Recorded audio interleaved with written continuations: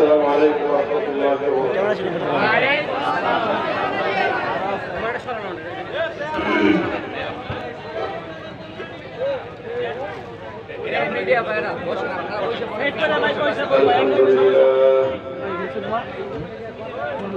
الحمد لله علي الذات عظيم الصفات سمي السمات كبير الشان جليل القدر رفيع الذكر مطاع الأمر جليل البرهان فخيم الاسم غزير العلم وسيع الحلم كثير الغفران ونشهد أن لا إله إلا الله وحده لا شريك له ونشهد أن سيدنا وسندنا وحبيبنا وحبيب ربنا وطبيبنا وطبيب قلوبنا ومولانا محمدا عبده ورسوله صلى الله عليه وعلى آله وأصحابه وبارك وسلم تسليما كثيرا الذي أرسله الله تعالى بالحق بشيرا ونذيرا وداعيا إلى الله بإذنه وسراجا منيرا أما بعد فأعوذ بالله من الشيطان الرجيم بسم الله الرحمن الرحيم أم يحسدون الناس على ما آتاهم الله من فضله وقال النبي صلى الله عليه وسلم إياكم والحسد فإن الحسد يأكل الحسنات كما تأكل النار الحطب أو كما قال النبي عليه الصلاة والسلام وقال تعالى في شان حبيبه ومحبوبه مخبرا وآمرا إن الله وملائكته يصلون على النبي يا أيها الذين آمنوا صلوا عليه وسلموا تسليما زبان في درود إبراهيم قولي اللهم صل على محمد وعلى آل محمد كما صليت على إبراهيم وعلى آل إبراهيم إنك حميد مجيد اللهم بارك على محمد وعلى آل محمد كما باركت على إبراهيم وعلى آل إبراهيم সবাই জবান খুলেন কি ব্যাপার বুঝলাম না আওয়াজ টাওয়াজ নাই কিছু নাই কি তামাশা দেখতেছেন জবান খুলে জিকির করেন লা ইলাহা ইল্লাল্লাহ লা ইলাহা ইল্লাল্লাহ লা ইলাহা ইল্লাল্লাহ লা ইলাহা ইল্লাল্লাহ লা ইলাহা ইল্লাল্লাহ লা ইলাহা ইল্লাল্লাহ লা ইলাহা ইল্লাল্লাহ লা ইলাহা ইল্লাল্লাহ লা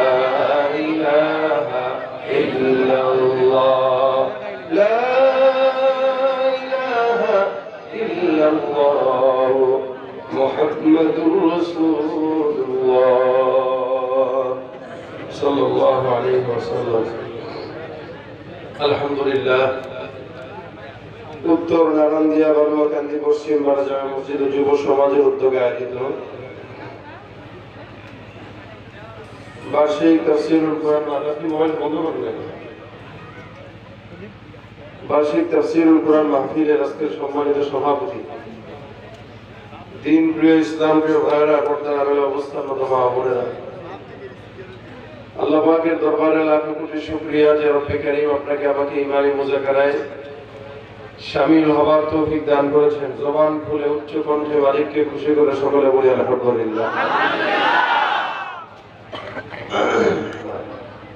এই কারণে একটু দুর্বল স্বাভাবিক চলে।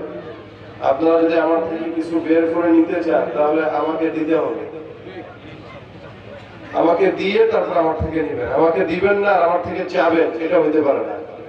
দিবেন, নিবেন, তেল দিবেন, আমিও তেল দেব।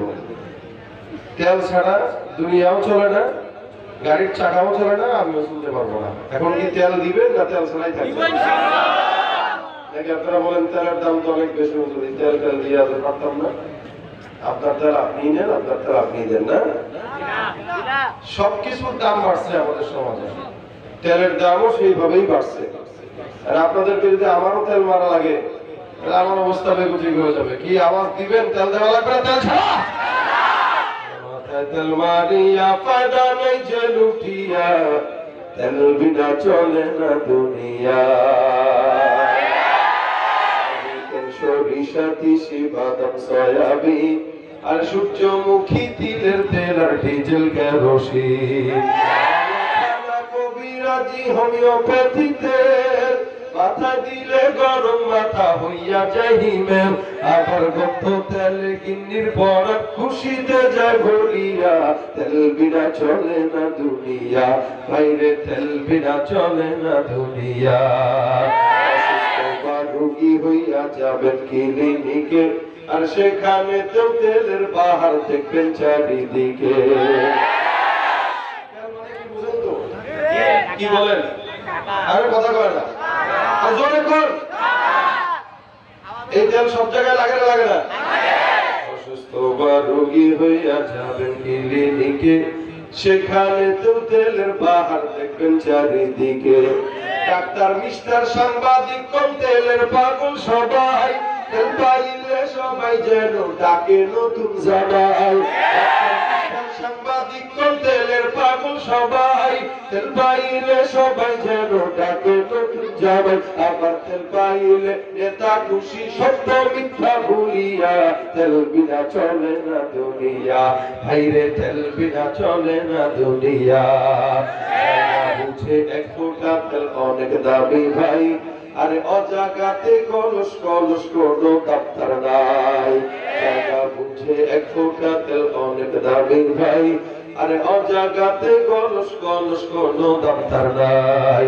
নির্বাচন বাঁচে আর পেতে তেলের জুড়ি নাই, মারাতে পটু যিনি তিনি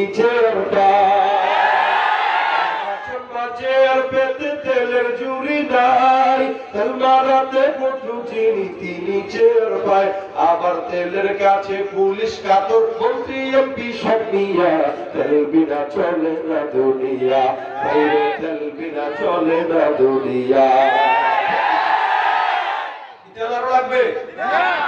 চলবে তো ইতালি? আওয়াজ শেষ পর্যন্ত লাগবে ইনশাআল্লাহ? শরীর একটু গরম হয়েছে এখন? ভাব হয়েছে? ভাব কতটুক হয়েছে এটা আমি আরো আমার নির্দিষ্ট সময়ের ভিতরে বুঝে নেব। আপনাদের এই ভাব যদি এরকম থাকে তাহলে দুই একটা সঙ্গীত চলবে, আর যদি না থাকে কোন সঙ্গীত ছাড়া আজকে বিরিয়ানি দেবো। বিরিয়ানির সঙ্গীত সালাদ সহ হবে না সালাদ ছাড়া হবে? সালাদ সহ দেখা যাক, আল্লাহ আমাদের আওয়াজকে কবুল করে না। দেখেন প্রত্যেকটা মানুষ আমরা দুনিয়াতে এই যে যা করতেছি এগুলো কার জন্য করি? যদিও অনেকের অনেক নিয়ম থাকে, কিন্তু মাকসাদ মূলত এটাই হওয়া উচিত যে আমাদের এখান থেকে যেন হেদায়েতের রাস্তা বের হয়, নাজাতের উসিলা হয়। আমরা নামাজ পড়ি 5 ওয়াক্ত, অনেকে রোজা রাখে, অনেকে এর চেয়ে বেশি ইবাদত করি, অনেকে অনেক ইবাদত করি, বন্দেগী করি, সবকিছু করি, কিন্তু আমি নিজেও জানি না যে আমার ইবাদত গুলো সময় সময় আস্তে আস্তে নষ্ট হয়ে যাচ্ছে। যে কোনো একটা কিছু আমি যে ইবাদত গুলো করতেছি এগুলো খেয়ে ফেলতেছে, এটা আমাদের জানা নাই। অথচ নামাজ 5 ওয়াক্ত ঠিক আছে, রোজাও ঠিক করি, মানুষের সঙ্গে মুআমালাও ঠিক করি, কাউকে কষ্ট দেই না, কিন্তু ছোট্ট একটা কাজ যেটাকে আমি কোনো গুনাহই মনে করতেছি না, এমন একটা কাজের কারণে আমার নামাজ, রোজা, ইবাদত যা কিছু আছে সব নষ্ট হয়ে যাচ্ছে। এটা আমাদের অজান্তে আমরা বুঝতেও পারতেছি না। সে জিনিসটা কি, এই বিষয়ে আজকে আলোচনা করব। আল্লাহ পাক রব্বুল আলামিন কোরআনের ভিতরে বলেন, আম ইয়াহসুদুনান নাস আলা মা আতাহুমুল্লাহু মিন ফাদলি। তারা কি সেই ব্যাপারে হিংসা করে আমি আল্লাহ আমার বান্দাদেরকে যে সমস্ত ফজল করবে নিয়ামত দান করেছি। অর্থাৎ আল্লাহ পাক কিছু কিছু মানুষকে টাকা বেশি দান করে, কাউকে সম্পদ একটু বেশি দেয়, কাউকে সৌন্দর্য বেশি দেয়, কাউকে এলেম বেশি দেয়, কাউকে গলার সুর বেশি দেয়। এখন কিছু কিছু মানুষ আছে এই নিয়ামত গুলো দেখার পরে সহ্য করতে পারে না, হিংসায় জ্বলে। সে কেন ক্ষমতা পাইল, আমি কেন পাইলাম না, এবার তার দলের লোককে মারতে হবে, তাকে দমাইতে হবে। অথবা সে কেন বড় লোক হলে আমি কেন পারলাম না, তার ব্যবসায় কেন এত উন্নতি আমার কেন হয় না। এই সমস্ত বিষয় নিয়ে মাথার ভিতর 24টা ঘন্টা পেরেশানি আর হিংসা। মানুষের সাথে হিংসা করেওয়ালা কিছু মানুষ এই সমাজে আছে না নাই? এজন্য আল্লাহ পাক রব্বুল আলামিন কোন বান্দাকে যখন নিয়ামত দেয়, এটা আল্লাহ পাকের পক্ষ থেকে ফজল ও করম, আল্লাহ পাকের রহমত। আপনি যদি এখন সেই মানুষের ব্যাপারে হিংসা করেন তো বুঝতে হবে আল্লাহর ফজল দয়ার বিরোধিতা করলেন আপনি। কথা এখনো বোঝেন নাই? অর্থাৎ কেউ আপনাকে, আল্লাহ পাক আপনাকে সম্পদ দিল, আবার আপনার সম্পদের কারণে আরেকজন আপনার প্রতি হিংসা করে। এই হিংসা করার মানে হলো এটা যে আল্লাহর ভুল হয়েছে, উচিত হয় নাই তাকে সম্পদ দেওয়া, মানে আল্লাহর ফয়সালার বিরুদ্ধাচরণ করা। এজন্য আল্লাহ পাক বলেন, তারা কি হিংসা করে আমি আল্লাহ আমার বান্দাদেরকে যা দেই। আবু হুরায়রা রাদিয়াল্লাহু তাআলা আনহু রাসূল করিম সাল্লাল্লাহু আলাইহি ওয়াসাল্লাম ডাক দিয়ে বলেন, ইয়াকুমুল হাসাদ ফাইনাল হাসাদ ইয়াকুলুল হাসানা। নামাজ 5 ওয়াক্ত চলতেছে, রোজা ঠিকমতো চলতেছে, ইবাদত ঠিকমতো চলতেছে, দান সদকা ঠিকমতো চলতেছে, আর কাজ ঠিকমতো চলতেছে। হে আবু হুরায়রা, তোমার সমস্ত নেকের কাজগুলো খেয়ে ফেলতেছে একটা জিনিস, সেটা হলো হিংসা। কিভাবে খায় জানো? আগুন যেভাবে লাকড়িকে ধ্বংস করে দেয়, জ্বালিয়ে পুড়িয়ে ভস্ম করে দেয়, তোমার হিংসার কাজটাও কিন্তু তোমার সমস্ত নেক আমলকে জ্বালিয়ে পুড়িয়ে তারপরে ছারখার করে দেয়, যেটা তুমি নিজেও জানো না। আগুন 2 প্রকার ভাবে জিনিস পোড়ায়। কিছু আগুন আছে খুব তাড়াতাড়ি জিনিস পুড়িয়ে দেয়, আবার কিছু আগুন আছে আস্তে আস্তে পোড়ায়। যেমন ইটের ভাটার আগুন, এটা আস্তে আস্তে পোড়ায়, মাস ব্যাপী জ্বলতে থাকে, আস্তে আস্তে ইটকে পুড়িয়ে পুড়িয়ে শক্ত বানিয়ে দেয়। আবার কেরোসিন ঢেলে কিছু আগুনে যদি কাঠে আগুন জ্বালান, ওটা আবার দ্রুত জ্বলে জ্বলে ছাই হয়ে যায়। তো হিংসা নামক ব্যাধি যেটা, এটা মানুষকে আস্তে আস্তে পুড়িয়ে পুড়িয়ে তারপরে তাকে হত্যা করে ছাড়ে, তার নেক গুলো নষ্ট করে ছাড়ে, তাকে বাঁচতে দেয় না ঠিক মতো, তাকে ঘুমাইতে দেয় না ঠিক মতো। দেখবেন এসির রুমে ঘুমাইতেছে, কোনো ঘুম নষ্ট বলে কেন, অমুকের কেন এত উন্নতি হইলো, আমি কেন পারলাম না, এটা হলো তার কাজ। এজন্য জায়গায় জায়গায় হিংসা শুরু করে। দেবর ভাবি অথবা যায় যায় একজন আরেকজনকে তাবিজ করে, শুধুমাত্র হিংসার বশীভূত হয়। শ্বশুর তার মহব্বত করে, আমারে কেন মহব্বত করে না। যেমন নাকি ইউসুফ পয়গম্বরের ব্যাপারে হিংসা করেছিল। ইউসুফ পয়গম্বরের ভাই, এরা 11 ভাই ছিলেন, 11 ভাইয়ের ভিতরে 10 জনই হিংসা করে। কেন? বলে বাবা ইউসুফকে মহব্বত করে, আমাকে কেন করে না, আমাদেরকে কেন করে না। কিন্তু ইউসুফ পয়গম্বরকে মহব্বত ইয়াকুব নবী কেন করে, এটা তো ইয়াকুব নবী জানে, এছাড়া কেউ জানে না। কারণ ইউসুফ নবী সাধারণ কোনো মানুষ না, স্বপ্ন দেখেছেন কি, ইন্নী রাআইতু 11 কাওকাবা والشمس والقمر رأيتهم لي ساجدين ইউসুফ পয়গম্বর স্বপ্ন দেখার পর বাবাকে ডাক দিয়ে বলে, পিতা আমি স্বপ্নের ভিতরে দেখলাম আহাদা আশরা কাওকাবা, 11টা নক্ষত্র, এরা আমাকে চন্দ্র সহ সূর্য সহ এরা দুনিয়ার জমিনে আমাকে কেমন যেন সেজদা করতেছে, আমাকে সেজদা দেয়। বাবা ইয়াকুব নবী বুঝে গেলেন আমার পয়গম্বর, আমার বাচ্চা ইউসুফ পয়গম্বর যদিও সাধারণ বাচ্চা, কিন্তু এই ইউসুফ নবীকে, ইউসুফ বাচ্চাকে আমার আল্লাহ পাক রব্বুল আলামিন আমার পরবর্তী নবী হিসেবে ঘোষণা করবে। যার কারণে ইউসুফ পয়গম্বরের প্রতি আলাদা মহব্বত, আলাদা ভালোবাসা, আলাদা প্রেম, আলাদা টান, যেটা অন্য 10 জনের প্রতি নাই। যার কারণে অন্য 10 জনের ভিতরে হিংসা, অন্য 10 জন ডাক দেয়া বলে কোথায় ইউসুফকে আর আমাদের টিকতে দেওয়া যাবে না, কারণ আমাদের পিতা ইউসুফকে অনেক বেশি মহব্বত করে। যার কারণে ইউসুফের প্রতি মহব্বত দূর করার জন্য তার সঙ্গে আমাদের হিংসা করা দরকার। ভাইরা, আপনাদের যদি সুযোগ হয় একটু সামনের দিকে আগায় যান, একটু সুযোগ হলে সামনের দিকে আগায় যান। আর আপনারা যারা আছেন জায়গা থাকলে একটু বসেন, কিছু মানুষের দেখতে কষ্ট হইতেছে। জায়গা যেখানে আছে একটু সামনের দিকে আগায় যান, সামনের দিকে আগানো সম্ভব হলে আগান, যে যেখানে আছেন সেখানে বসে যান। বারবার বলার জন্য বললেন না আমাকে, যতটুকু সম্ভব আগায় যান। স্বেচ্ছাসেবক ভাইরা, যুবক ভাইরা, এখানে যারা দাঁড়িয়ে আছেন এদেরকে বসায় দেন। ভাইয়া তারা বসেন, বসে যান। অনেক ক্যামেরা আছে, কি কারণে মোবাইল আপনারা ভিডিও করতেছেন? আপনাদের মোবাইলের চেয়ে ক্যামেরার ভিডিওগুলো অনেক সুন্দর এবং উন্নত মানের, এবং এগুলো আগামীকালে আপনারা ইন্টারনেটে পাবেন। এরা এক একজন নিজেদের খরচ করে এখানে আসে ভিডিও করার জন্য, আপনাদেরকে দেখানোর জন্য। আপনাদের মোবাইলে যদি ভিডিও করা লাগে তো ক্যামেরা আসতে দরকার ছিল, আপনারাই করতেন। এজন্য বারবার ডিস্টার্ব না করেন, জায়গা যেখানে আছে ওখানে বসে যান। যে কারণে বললাম এখন ভিডিও করো, মোবাইল দিয়ে বসেন। আমার শরীরের নাই যুদ্ধের আমার সাথে করতেছে ভাইতে, বসো না।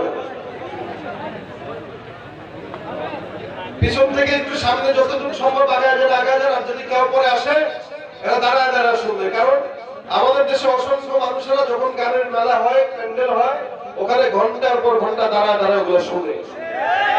তখন যদি পা ব্যথা না হয়, এখন পা ব্যথা হবে তো ওখানে শুনতে পারলে এখানেও পারবে, ঠিক না? এটা গানের প্যান্ডেল না ওয়াজ মাহফিল? গানের প্যান্ডেলের চেয়ে দাম কম না বেশি যাবে? গলি শুনি মোরা ফাটা যায়, বুক ফাটা যায়, এইভাবে গাইতে গাইতে জাহান্নামে চলে যায়। গলি শুনি মোরা ফাটা যায়, বুক ফাটা যায়, এইভাবে গাইতে গাইতে জাহান্নামে চলে যায়। ঢোল তবলার গান বাজনার কবরে পাখি সাজায়, ইসলামের পথে তোমরা চলো রে সোজা, ইসলামের পথে তোমরা চলো রে সোজা। দেখছি না ইসলামের জন্য দাঁড়িয়ে থাকতে রাজি আছে নাই? দাঁড়িয়ে থাকাই, বসে থাকা, কষ্ট করা সব ইনশাআল্লাহ নাজাতের উসিলা বানায় যাক, বলেন আমিন। আরে ইউসুফ পয়গম্বরকে হিংসা করে 10 ভাই পরামর্শে বসলো কি করা যায়। একজন আরেকজনের সঙ্গে পরামর্শ করে ইউসুফ একদিন খেলার ছল নিয়ে কোনো এক জায়গায় নেওয়া লাগবে। কি করা যায়? বলে চলো জঙ্গলের ভিতরে ইউসুফকে নিয়ে যাই। আমরা ইউসুফকে কোনো মতে যদি বের করে নিতে পারি, কারণ ইউসুফ 24 ঘন্টা থাকে বাবার সঙ্গে, বাবার থেকে ইউসুফকে আলাদা করা কষ্ট। কিন্তু ইউসুফকে একবার যদি এখান থেকে আলাদা করতে পারি, তাহলে কোনো একটা জঙ্গলে নিয়ে ফালায় দিয়ে আসবো, নদীতে ফালায় দিয়ে আসবো। বাবাকে এসে ডাক দিয়া বলবো বাঘে খেয়ে ফেলছে, তাহলে বাবার ইউসুফের প্রতি থেকে মন দিয়ে উঠায় আমাদের প্রতি মনোযোগ দিবে। দেখেন হিংসা মানুষকে কোথায় নেয়। এরা ডাক দিয়া বলে ক্বালু লা ইউসুফ ওয়া আখুহু আহাব্বু ইলা আবিনা মিন্না ওয়া নাহনু উসবা ইন্না আবানা লাফি দালালিম মুবিন। এরা পরামর্শ করে আর বলতেছে আমাদের বাবা আমার থেকে আমাদের দিকে নজর দেওয়ার চাইতে ইউসুফের দিকে নজর দেয়। আমাদের বাবা গোমরা, নিজের বাবাকে গোমরা বলে। হিংসা যখন মানুষের ভিতরে কাজ করে তখন সে তাকে ছাড়া অন্য কাউকে ভালো মনে করে না, ঠিক কিনা? তার চোখে যখন সবাই খারাপ, একমাত্র সেই ভালো। কারণ সে হিংসা ছাড়া অন্য কোনো কিছু জানে না।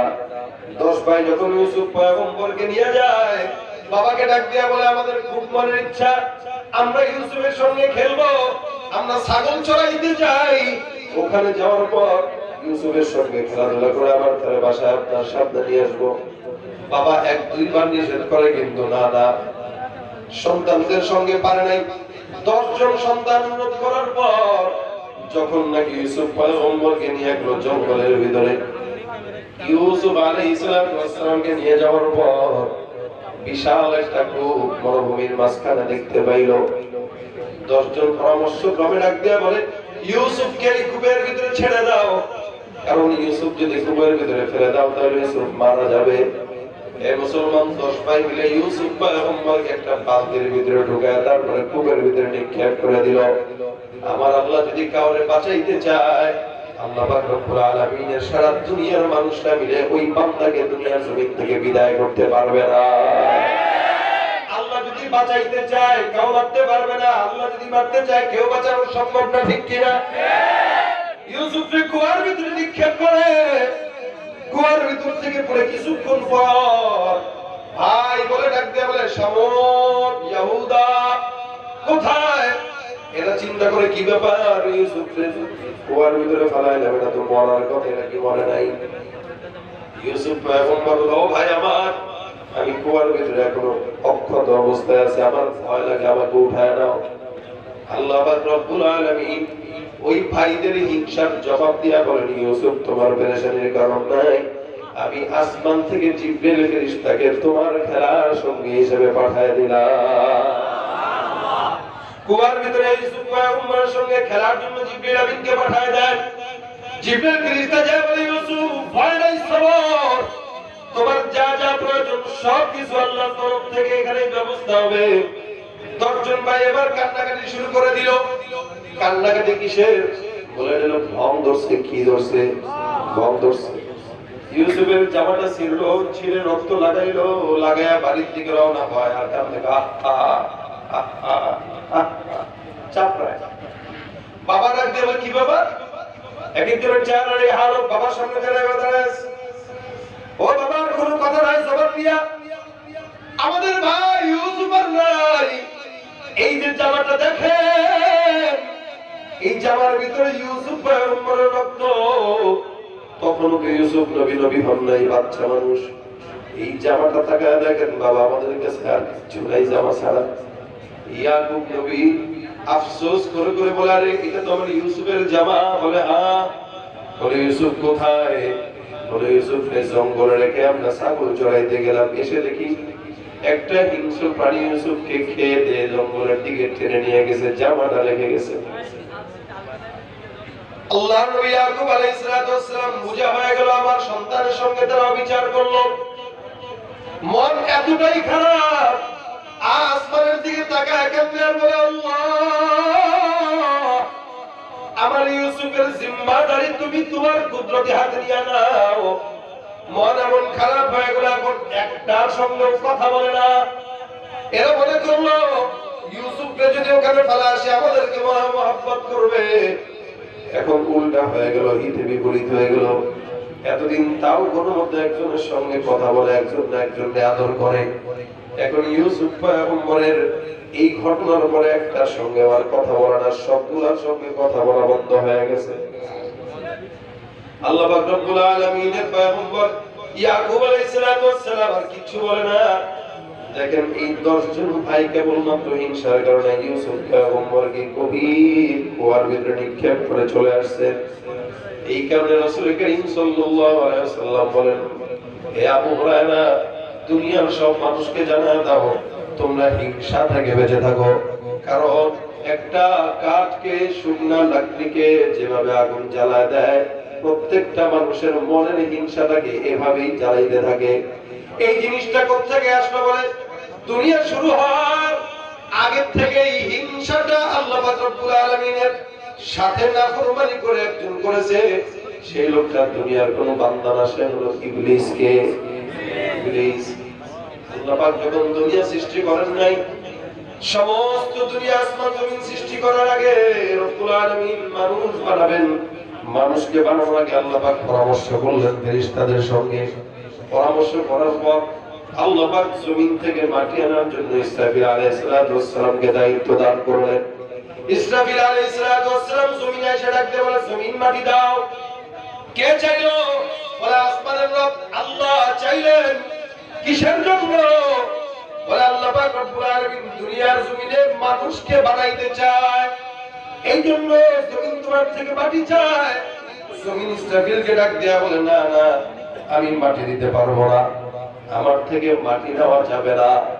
বলেন তো, আল্লাহর জমিনের যে মাটি আছে, এই মাটিটা সবচেয়ে বড় বিনয়ী।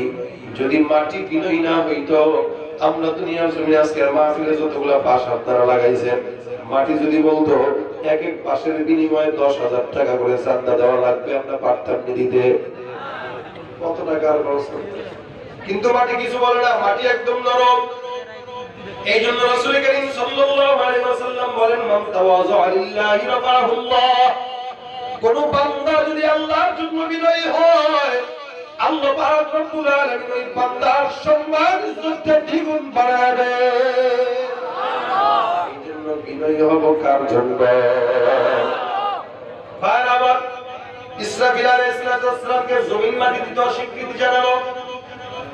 এরপরে আরেকজনকে পাঠায়, তাকেও দেয় না। জিবরিলকে পাঠায়, জিবরিলকেও দেয় না।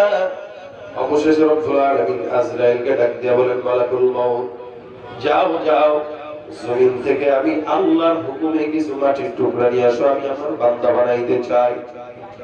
যে আজরাইল আপনার আমার জান কবজ করে, সেই আজরাইলের কাছে আল্লাহ পাক রব্বুল আলামিন দায়িত্ব দেন। আজরাইল মাটির কাছে সেটা দেওয়ার নিষেধ করা যাবে না, খবরদার। আল্লাহ পাক বলেন জমিন থেকে মাটি নেওয়ার জন্য বিশাল বড় উদ্দেশ্য, সেই উদ্দেশ্যটা তুমি বুঝবা না। অবশেষে কারো কাছে না দিলেও আজরাইল আলাইহিস সালামের কাছে জমিন মাটি দিল। আজরাইল আলাইহিস সালাম মাটি দিলেন। কিছু আমেরিকান মাটি, কিছু নাইজেরিয়ার মাটি, কিছু ইংল্যান্ডের মাটি, কিছু কি বলে ভারতের মাটি, কিছু বাংলাদেশের মাটি। যার কারণে দেখবেন সারা দুনিয়ার মাটি একত্রিত করার পর আল্লাহ পাক রব্বুল আলামিনের কাছে নেওয়া হয়ে গেল। এই কারণেই তো আল্লাহ সারা দুনিয়ার মানুষের কিছু মানুষের কালার দিয়েছেন সাদা, কেউ কালো, কেউ লাল, কেউ আবার অন্য কালারের। মাটির কারণে মানুষের ভিন্নতা হয়, মাটির কারণে আদতের ভিন্নতা হয়, মাটির কারণে রঙের ভিন্নতা হয়। আল্লাহর কাছে মাটি নিয়ে গেল। আল্লাহ পাক রব্বুল আলামিন বলে, হে আদম, আমি আল্লাহ পাক রব্বুল আলামিন আদমকে বানাবো ফেরেশতার দল। সব কিছু আমি আল্লাহ বানাইলাম কিভাবে? ইন্নামা আমরুহু ইযা আরাদা শাইআন আইয়াকুলা লাহু কুন ফায়াকুন। আসমান বানানোর চিন্তা করলাম, বললাম হও, সাথে সাথে হয়ে গেল। জমিন বানানোর চিন্তা করলাম, বললাম হও, সাথে সাথে হয়ে গেল। পাহাড় বানানোর চিন্তা করলাম, বললাম হও, সাথে সাথে হয়ে গেল। আমার আল্লাহ যদি কোনো কিছু বানাইতে চায়, আদেশ দেওয়া লাগে না, চাইলেই হয়ে যায়, চাইলেই হয়। আল্লাহ শুধু বলেন হও, সাথে সাথে হয়ে যায়। এ মুসলমান, দুনিয়ার জিন্দেগিতে যারা বলে আল্লাহ এই সমস্ত দুনিয়া এমনি এমনি হয়ে গেল, এই সমস্ত বেঈমানরা নাস্তিক ছাড়া অন্য কোনো কিছু হতে পারে না, ঠিক কিনা? সারা দুনিয়ার সৃষ্টিকর্তা একজন আছে না নাই? আসমান বানাইলেন, জমিন বানাইলেন, পাহাড় বানাইলেন, আমাদের মনের চাহত দিয়া দিলেন। আল্লাহ পাক রব্বুল আলামিন বলে, মুমিন, সমস্ত কিছু আমি আল্লাহ পাক রব্বুল আলামিন তোমাদের জন্য বানাইলাম। আসমানটা নজরে পড়ে, এটাও তোমার জন্য, জমিনটা পড়ে তোমার জন্য, পাহাড়টা পড়ে তোমার জন্য। আর তোমাকে আমি আল্লাহ মহব্বত দিয়ে বানাইলাম শুধুমাত্র একমাত্র কেবলমাত্র আমি আল্লাহর ইবাদতের জন্য, ঠিক কিনা? তুমি মিটাও সকল চাওয়া, দুদিন আগে পরে তোমার কাছেই সকল পাওয়া, সবই তোমার তরে। তোমার পথে চললে সবাই আসবে যে সুদিন, তোমার দয়ায় পূর্ণ আমার সারা দিন। কার দয়া? জবান খুলে বলেন আল্লাহু আকবার। আল্লাহ পাক ডাক দিয়া বলে, হে ফেরেশতার দল, আমি আল্লাহ আসমান জমিন যা কিছু আদেশ দিয়া বানাইলাম, আমি মানুষকে বানানোর ফিকির করলাম, মানুষকে কেমনে বানাবো জানো? বলে সমস্ত কিছু আমি আল্লাহ পাক রব্বুল আলামিন আদেশ দিয়া বানাইছি, কিন্তু মানুষকে আদেশ দিয়া বানাইবো না। আল্লাহ পাক রব্বুল আলামিন বলেন, ইয়া ইবনা আদম খলাকতুকা বিয়াদাই, হে বনি আদম, আমি আল্লাহ পাক রব্বুল আলামিন তোমার মতো বান্দাকে শুধুমাত্র মহব্বত দিয়ে আমি আমার নিজের কুদরতের হাতে বানাইলাম। সব কিছু আদেশ দিয়ে বানালেন আর আমাদেরকে নিজের হাত দিয়ে বানাইলেন। দাম বেশি না কম? এই জিনিসটা মানুষ নিজের হাতে বানায়, এটার দাম কম থাকে না বেশি থাকে? বেশি থাকে। যার কারণে আশরাফুল মাখলুকাত, এই কারণে ফেরেশতার চাইতেও দামি, জিন্নাতের চাইতেও দামি, সৃষ্টিজীবের চাইতেও দামি, সবচাইতে দামি আল্লাহ পাক রব্বুল আলামিন মানুষকেই বানাইলেন। কিন্তু কথা হলো ততক্ষণ দামি যতক্ষণ বান্দার দিলের ভিতরে থাকবে ঈমান নামক দৌলত। যদি ঈমান না থাকে ওই বান্দার দাম আল্লাহর দরবারে এক আনাও নাই।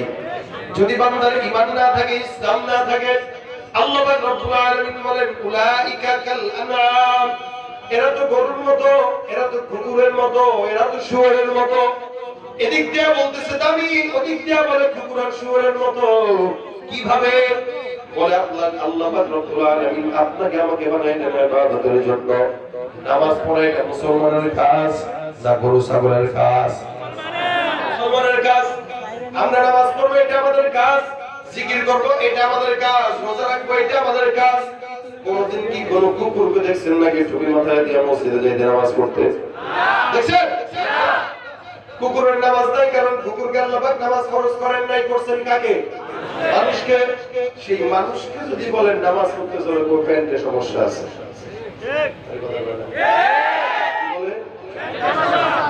প্যান্টে একটু সমস্যা, আজকে আপনি যান, আমি কালকে পড়বো। ছোটবেলাও প্যান্টে শিশু করছে, এখন বড় হয়েছে এখনো প্যান্টে শিশু করে।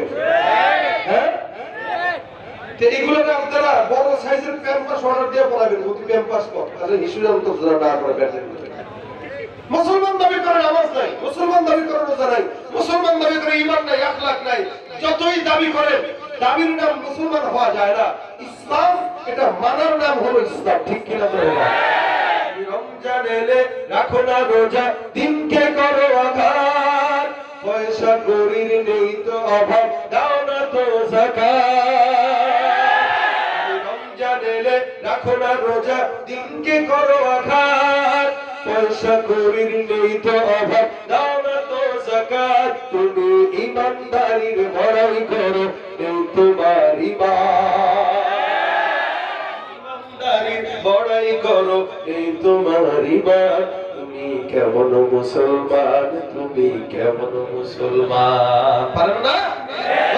কেমন মুসলমান, তুমি কেমন মুসলমান? আমাদের সাথে নাই পরিচয়, মানো না কোরআন।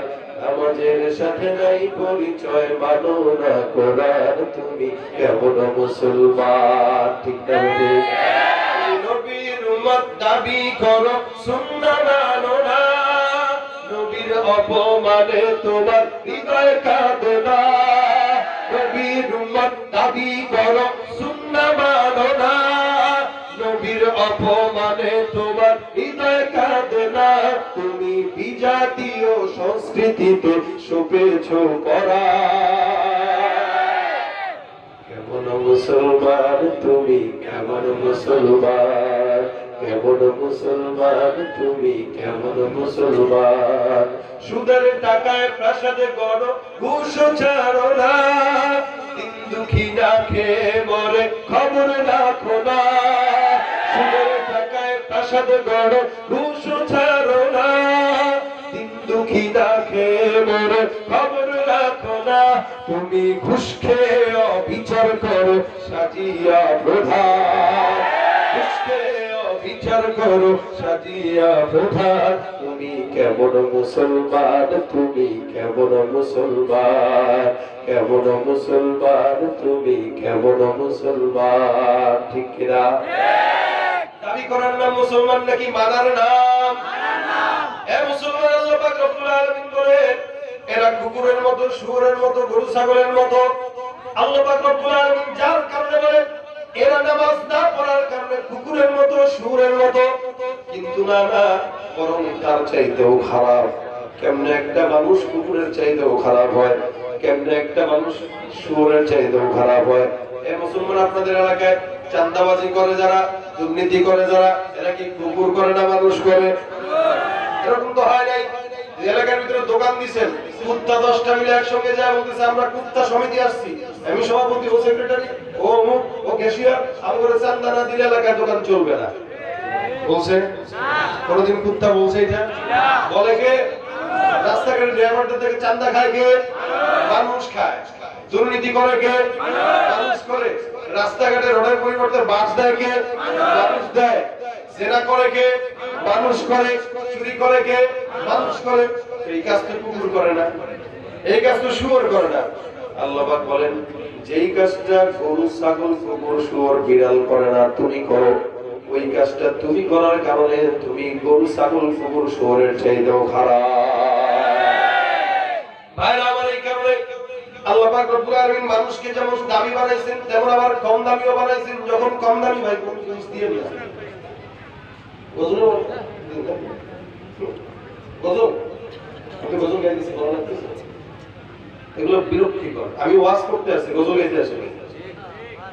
পরে গজল গাবো, তখন কবে ওয়াজ পারে না, খালি গজল গায়ে সময় নষ্ট করে। আপনি তো আপনারা দুই তারেরই আছে। আমি গাই করতেছি একটা জিনিসের আলোচনা, এটার ভিতরে কোনো ফাঁক তালে পড়ে গেলে আমি গাবো না, ভালো লাগবে পারে? কেন আমরা গাবো? ডিস্টার্ব করবেন? আপনারা গজল শুনতে চাইলে যুবকদেরকে বলবেন, আয়োজকদেরকে বলবেন কনসার্টের আয়োজন করতে। এখানে বক্তাকে ওয়াজ করার জন্য এসে গজলের কোনো স্লিপ দিবেন না, এটা বেয়াদবি। সামনের বছর এদেরকে বলবেন যে আপনারা 2 দিন করেন, একদিন মাহফিল করবেন, আরেকদিন শুধু গজলের অনুষ্ঠান করবেন, ঠিক না? শিল্পীরা আসবে, গজল গাবে, রাত ধরে গজল শুনবে, আর বয়ান হলে শুধু বয়ান চলবে। একসাথে তো দুইটা হয় না। আমি করি আলোচনা 1 ঘন্টা, এর ভিতরে যদি গজলই গাই 10টা, তো ওয়াজ করবো কখন? এরপরে গাচ্ছি কেন? আমি জানি অসংখ্য যুবক যারা আসছে এরা একটু গজলের পাগল, এজন্য এদের খোরাকটাও মাঝে মাঝে দিতেছি, তাই না? সবাই কি গজল শুনতে আসে? কিছু মানুষ ওয়াজও তো শুনতে আসে। তো এজন্য এটার সিস্টেম বুঝতে হবে। খালি আন্দা গুন্ডা খালি কাগজ দিবেন না। আর একটা গজল গাবো না, বেশি কাহিনী করছে, কথা আছে। বলে কথা কিসের? আল্লাহ বলেন এই যা কিছু দুনিয়াতে আমি সৃষ্টি করলাম, এগুলো তোমাকে আমি একটু শিখাইতে চাই। এর আগে ফেরেশতাদেরকেও বলছেন, কিন্তু ফেরেশতারা মনে রাখতে পারে নাই। কওমাতে হাফেজ আল্লাহ মানুষকে বেশি দিয়েছেন, যার কারণে বাঙালি দেখেন না কি পরিমাণে ট্যালেন্ট আমাদের বাংলাদেশের ছেলেরা। এই ট্যালেন্টগিরি যদি ভালো কাজে লাগাইতো অনেক উন্নত হইতো দেশ। কিন্তু এই ট্যালেন্টগিরি লাগাইলো কাঁচা বাদামের গাছে, ঠিক না? কি যে শুরু হইলো কাঁচা বাদাম, আজীব অবস্থা। কত প্রকার ট্যালেন্টগিরি যা দেখায় সব আকামের রাস্তায় দেখাবে, কামের রাস্তায় দেখায় না। আমাদের বাংলাদেশের ছেলেদের ব্রেন যথেষ্ট পরিমাণে স্বচ্ছ, অন্যগুলোর চাইতে। আশেপাশের দেশ এগুলো হলো মাথা মোটা বড়, আর বাঙালি জাতি হইল একদম চিকন বুদ্ধির অধিকারী, কিন্তু এটা ভালো কাজে লাগায় না। কেমনে কাঁচা বাদাম করবে আর কেমনে হিরো আলমের গান কেমনে কি করবে, এগুলা খালি পারে। এই ঠিকের এগুলা বেশি হয়েছে, তার মানে এরা এগুলা করে। সরকার বা দামি দামি মসজিদ বানাইছে, মসজিদের সামনে যায় টিকটক করে, করে না? মানে সরকার এনে মসজিদ বানাইতে দিচ্ছে টিকটকের জন্য। এই হলো আমাদের হাল। আল্লাহ পাক রব্বুল আলামিন মানুষের জেহেন, বিবেক, বুদ্ধি দিয়েছে। এর কারণে মানুষের দামের পিছনে এটা অন্যতম একটা কারণ, যে মানুষকে আল্লাহ পাক আলাদাভাবে বিবেক, বুদ্ধি দিয়েছে। এটা আলাদা একটা পাওয়া। তো ভাইরা, রাসূল আল্লাহ পাক রব্বুল আলামিন আদম পয়গম্বরকে ডাকলেন, ডাক দিয়া বলতেছেন ওয়া আল্লামা আদামাল আসমা কুল্লাহা। আল্লাহ পাক আদমকে সব শিখাই দিলেন, আসমা কুল্লাহ, সব কিছুর নাম। শুধুমাত্র সব কিছুর নাম না, প্রায় কয়েক লক্ষ ভাষা আল্লাহ পাক আদম পয়গম্বরকে শিক্ষা দান করেছেন। আজকে যে চট্টগ্রামের ভাষা শিখে হলো যাবে গম আছেন যে বলতা, এই ভাষা আল্লাহ পাক আদম পয়গম্বরকে বহু আগে শিখাই দিয়েছেন। যেগুলো যেগুলো শিখাইছেন ওই সমস্ত ভাষাই কিয়ামত পর্যন্ত থাকবে, এছাড়া অন্য কোনো ভাষা আর আসবে না। সব কিছু শিখাই দিয়েছেন। ডাক দিয়া বলেন এটার নাম আসমান, এটার নাম জমিন, এটার নাম পাহাড়, এটার নাম সমুদ্র। সব কিছু আমি আল্লাহ পাক শিখাইলাম। আদম পয়গম্বরকে ডাক দিয়া বলে আদম এগুলো মনে রাখবা। তোমাকে সুন্দর করে বলে দিলাম, জান্নাতের ভিতরে যা যা আছে সব শিখে নাও। আদম পয়গম্বর সুন্দর করে আল্লাহ পাক রব্বুল আলামিনকে ডাক দেয়া বলে, আল্লাহ আপনি যা যা শিখাইলেন সব আমার মনে আছে। জান্নাতের ময়দানে আল্লাহ পাক রব্বুল আলামিন একটা সুন্দর করে সবার আয়োজন করলেন। এই সবার সমস্ত শ্রোতারা হইল আল্লাহর ফেরেশতা জিন্নাতেরা। বক্তা হইল একজন কেবল আদম। আল্লাহ পাক রব্বুল আলামিন ডাক দিয়ে বলে, আদম আমি সমস্ত ফেরেশতাদেরকে জমা করলাম। সুম্মা আরাদাহুম আলাল মালায়েকা। এবার মালায়েক যারা ফেরেশতা যারা এদেরকে আল্লাহ পাক ডাক দিয়ে বলে, তোমরা যদি সত্যবাদী হও আমি আল্লাহ পাক যা যা বললাম এগুলোর জবাব দিয়া দাও। বলো তো এটার নাম কি? সমস্ত কিছুর নাম তোমরা বর্ণনা করে দাও। আল্লাহ পাক রব্বুল আলামিন ফেরেশতাদেরকে জিজ্ঞাসা করলেন, একটা ফেরেশতাও কোনো কিছুর নাম বলতে পারে নাই। যখন নাকি আদম পয়গম্বরকে ডাক দেয়া বলে, আদম রে যা যা কিছু বানাইলাম সব কিছুর নাম তুমি বর্ণনা করে দাও। আল্লাহ পাক রব্বুল আলামিন প্রশ্ন করতে দেরি হয়, মাগার আদম পয়গম্বর জবাব দিতে দেরি করেন না। সব কিছুর জবাব দিয়ে দিয়েছেন আদম পয়গম্বর। জবাব দেওয়ার পরে আল্লাহ পাক বলতেছেন, এই চলো দামি কে বলো। ফেরেশতারা এক কণ্ঠে ডাক দিয়ে বলে, আল্লাহ আদমের দাম বেশি। যদি আদমের দাম বেশি হয়, মানুষের দাম বেশি হয়, আমি আল্লাহ আদেশ করলাম উসজুদু লি আদম। সমস্ত ফেরেশতার দল আমি আল্লাহ পাক রব্বুল আলামিন বললাম, বিনা কথায় বিনা দ্বিধায় আমার বান্দা আদম পয়গম্বরের কুদরতি কদমের ভিতরে সিজদায় উঠে যাও। ফাসাজাদাল মালায়েকাতু কুল্লুহুম আজমাউন। সব ফেরেশতারা সিজদায় চলে যায়, একটা শয়তান বাকি। সেটাকে এটা মাথা উঁচা করে এমনি দাঁড়ায় রয়েছে আল্লাহর দিকে তাকায়া। ভাবটা এরকম, কি বললা তুমি এটা? বলে তুই দাঁড়ায় রয়েছিস কেন? তুমি এটা কি করলে? কি করলা? আল্লাহ কি করলা? বলে কি করছি? আমি আমি কিছু একটা। আরো কি? বলো কি? বুঝো না? বলে না, আমি তোকে আদেশ দিতে বলছি, তুই আদেশ পালন করবি, সিজদা করবি। তুই কি বলছ? আবার আল্লাহ তোমার যুক্তির সাথে আমার যুক্তি মিলতেছে না, এই কারণে আমি সিজদা দিতে পারলাম না, দুঃখিত। নাউযুবিল্লাহ। আর যুক্তি মানে খালাকতানি মিন নার ওয়া খালাকতাহু মিন তিন। আমারে বানাইলা কি দিয়া, তারে বানাইলা কি দিয়া? তুমি জানো না? তোরা জানি তো? তোরা আগুন দিয়ে বানাইছিস? আরে মাটি দিয়ে বানাইছিস। তো মাটি না নিচের দিকে থাকবে, আগুন না উপরের দিকে উঠে, আমি না উপরের দিকে থাকবো। ওই না আমরা চিন্তা করছি, আমি আগুন হয়ে কেমনে চিন্তা করি? আমি আগুন হয়ে কিভাবে চিন্তা করি? আল্লাহ ওর দাম তুমি কেমনে বাড়াইলে? আমার চাইতে আমি বুঝলাম না কিভাবে ওর দাম বেশি হয়। আল্লাহ বলে, আমি আদেশ দিছি, তুই যুক্তি তালাশ করস। আল্লাযীনা ইউমিনুনা বিল গায়ব। আরে বিশ্বাস কাকে বলে? যারা অদৃশ্যের প্রতি বিশ্বাস করবে, যুক্তি তর্ক ছাড়া। যারা বেশি যুক্তি দেয় এগুলো শয়তান হয় বেশি। এরা আমল করতে পারে না, খালি যুক্তির পিছনে ছুটে। এই কারণে বিনা দলিলে বিনা যুক্তিতে আল্লাহ এবং রাসূল আছে, এটা মানার নাম হলো ঈমানওয়ালা। ঠিক কি না জানেন? আল্লাহ পাক রব্বুল আলামিন আদমকে ডাক দিয়ে বলে, ও তুই যুক্তি দিলি? আল্লাহ হ্যাঁ যুক্তি তো দেব। তুমি আমারে কি দিছো? কিছু মানুষ আছে না, আমি কি আর সে কি, আমি কি আর সে কি? তুমি আমারে দেখছো দাঁড়াইলা না, তাহলে আপনি কে? আমি এই সে ঘোড়ার ডিম। তুমি তোমার পরিচয় হাসান বসরি রাহমাতুল্লাহ আলাইহি কিভাবে বলে জানো? আউয়ালুকা নুতফাতুন নাযিরা ওয়া আখিরুকা জিফাতুন গাযিরা ওয়া নাহনু বাইনা যালিকা তাহমিলুল আযিরা। তোমার শুরুটা বাবা এবং মায়ের মিলনের কারণে নাপাক এক ফোঁটা পানির দ্বারা, যেটা বের হওয়ার সাথে সাথে গোসল ফরজ হয়। এই নাপাক দিয়ে তোমাকে আমি আল্লাহ সৃষ্টি করেছি। তুমি বড়াই কিসের দেখাও? তোমাকে আবার মৃত্যুবরণ করার পর তোমার পেট থেকে যা কিছু বেরোবে সব হবে নাপাক। আর জন্ম থেকে নিয়ে মৃত্যু পর্যন্ত তোমার পেটের ভিতরে যা কিছু আছে এগুলো তো পায়খানা আর সব পোকামাকড় দিয়ে ভরা। এই পেটের উপর দিয়ে যদি দেখা যেত ভিতরে কি আছে, একটা মানুষ তোমার পেটের দিকে তাকাইতো না ঘৃণার চোটে। আপনারা পায়খানার কোন টাঙ্কির ভিতর বাইরে যদি সুন্দর করে গ্লাস দিয়ে সাজায় রাখে, আর কিচ্ছু না, সিমেন্ট দিয়ে ওই যে কি বলে ওগুলো না দিয়ে শুধু গ্লাস দিয়ে সাজায় রাখছে, ভিতরে আপনার এটা হলো গুড়ের টাঙ্কি, আপনারা কি খুব দেখতে ভালো লাগবে? আল্লাহ পাক চামড়া দিছে দেখা যায় না বলে, যদি ভিতরে দেখা যায় তো আমরা কেউ কারো পেটের দিকে শরীরের দিকে তাকাইতাম না, কারণ সব ভিতরে গন্ধ আর গন্ধ, সব পচা। শরীরের একটু জায়গা কাটলে ভিতর থেকে যেটা বের হয় রক্ত, ওইটাও না পাক। তাহলে আপনি কি বিষয়ে অহংকার করেন? আপনি যে বলেন আমি অমুক, আপনি কি? আপনার পরিচয় আল্লাহ পাক তুলে ধরেন, ইন্নাল্লাহা গানি ওয়া আনতুমুল ফুকারা। একমাত্র ধনী হলো আল্লাহ, বাকি তোরা সব হলো ফকির। বলেন আমরা কি? আমি ফকির, আমার বাপ ফকির, 14 গোষ্ঠী ফকির। আপনি ফকির, আপনার বাপ ফকির, 14 গোষ্ঠী ফকির। ঠিক কিনা বলেন? আমরা কি? আমরা কি? কোনদিন এরকম জোরে নিজেরা ফকির দাবি করছেন? আজকে করলেন না। এটা দাবি করা দরকার, কারণ আমি ফকির, এটাই হলো আমার পরিচয়। আমি ফকির হয়ে আমি কিভাবে অহংকার করি, কিভাবে হিংসা করি?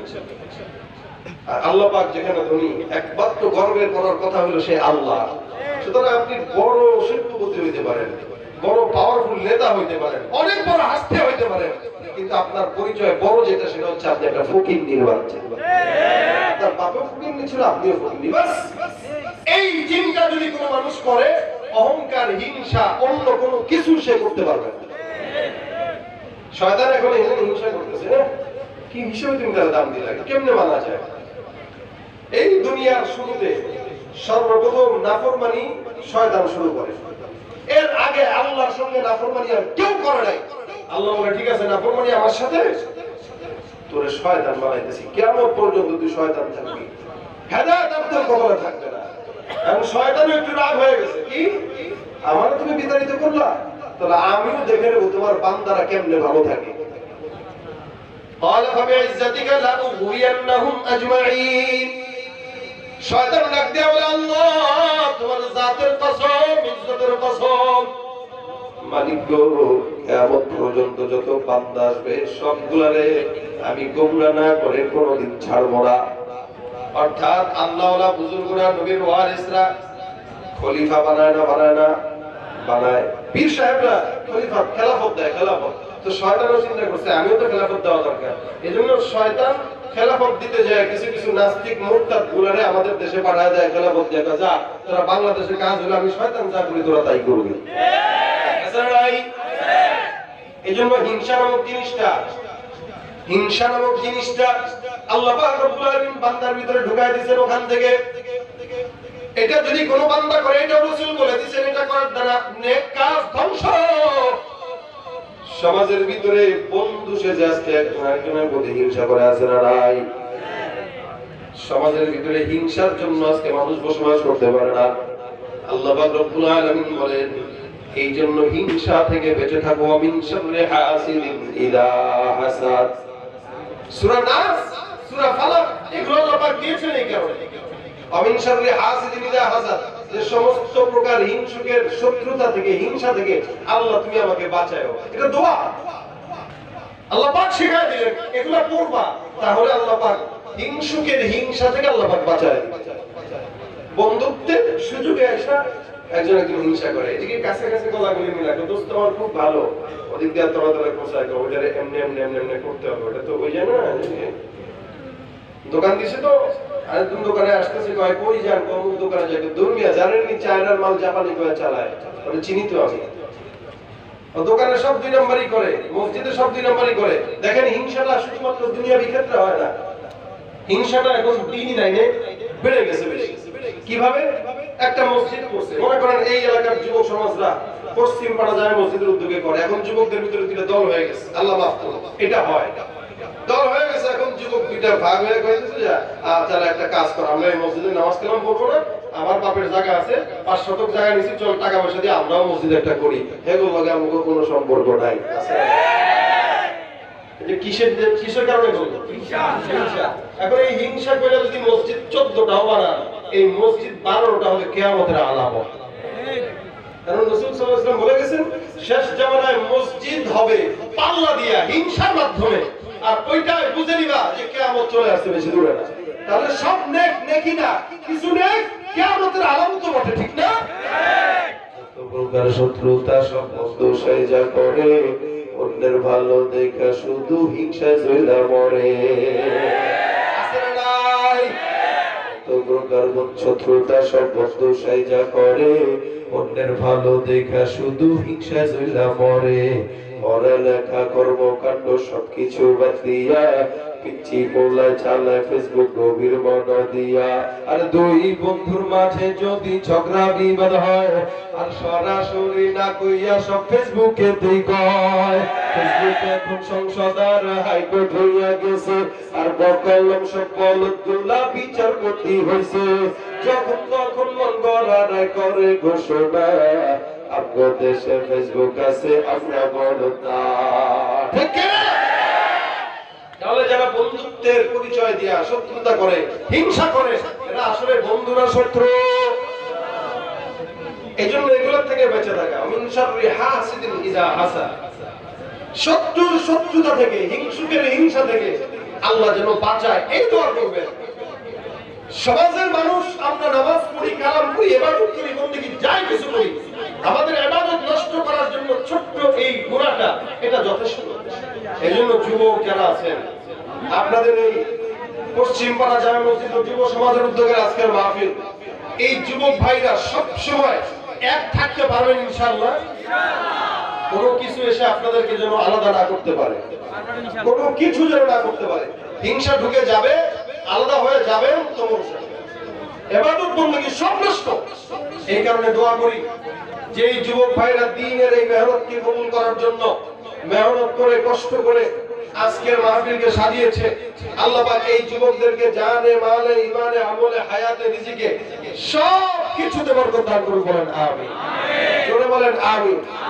তো নামাজ, কালাম, রোজা, হজ, যাকাত আমরা এগুলোর ইবাদত মনে করি, আবার চুরি, ডাকাতি, জেনা, ব্যভিচার এগুলোকে গুনাহ মনে করি। কিন্তু এগুলোই শুধু গুনাহ না, এর চাইতে ছোট ছোট কিছু গুনাহ যেগুলো আমাদের সব কিছু ধ্বংস করে, ওগুলোর প্রতি আমরা নজর রাখি না, খেয়ালও করি না। এর ভিতরে একটা তো হলো আজকে যেটা নিয়ে বললাম, হিংসা। এই হিংসা থেকে আল্লাহ আমাদের সমাজকে, আমাদের নিজেদেরকে আল্লাহ পাক যেন হেফাজত করে। বলেন আমিন। যতটুকু বললাম এতটুকুর উপরে যদি আমল করেন, মাহফিল যথেষ্ট। আপনাদের কাছে আকুল অনুরোধ জানাচ্ছি, আমার স্নেহের ছোট ভাই, খুব মহাব্বতের কাছের, আপনাদের এলাকারই এই কুমিল্লার সন্তান মাসুম বিল্লাহ ইলিয়াস, সে চলে আসছে।